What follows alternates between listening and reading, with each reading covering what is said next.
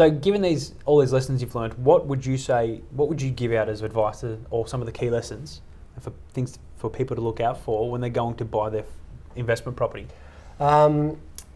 Research. Do research. Yep. I mean, first of all, you've got to do your research on the product that you're buying. So if you are buying into an apartment building, research pros and cons of buying new property versus buying established property. I mean, Google's an amazing tool it's at your fingertips. It's right there. And there's so many different magazines you can look up, and there's analysis on everything.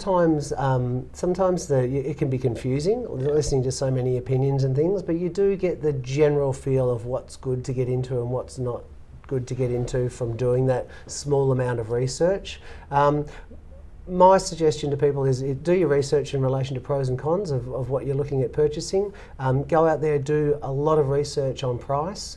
Don't feel pressured into making a decision quickly and paying too high a price for something if you're not comfortable with it. We always find that with our clients that because we're searching so much, and when you are searching, you've got to really hammer it. You've got to treat searching for property to buy like a full-time job. If you want to be successful at it, if you don't want to let those bargains, those really good value properties slip through the cracks, you've got to be hammering it full-time like a full-time job. And that's where people they're not successful, or it takes them 12 months to be successful, and in a rising market that can cost you a lot of money, is because they're not out there. They take a weekend off, they take a few weeks off. We'll give it a rest this week, we're sick and tired of it, or we're going out Saturday night or Friday night, we've got a hangover Saturday, we didn't make it out to those 3 properties and we should have gone to that auction, we looked up the results on the Monday, and it went for below what we were prepared to pay for it, all those sorts of things. The emotions of not being able to find a property. If you're going searching for 10, 12 weeks and you're dedicated. Best advice I can give you is get yourself a buyer's advocate.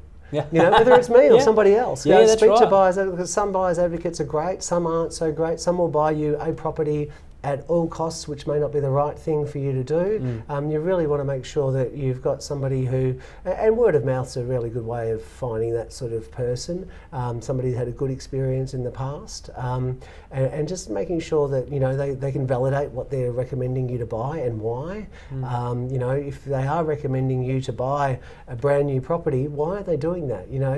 What's the reason? You've got to make sure that the person who's representing you, you're the one who's paying them, and that's the key to it. If you're not the one who's paying them, if you've got somebody who's an investment advisor posing as a buyer's advocate, but they're working for a developer selling stock and trying to tell you how great this stuff is, they're not going to be looking after your best interests. No, that's right. And I think a lot of people forget about how big of a capital injection or of a commitment it is buying a property.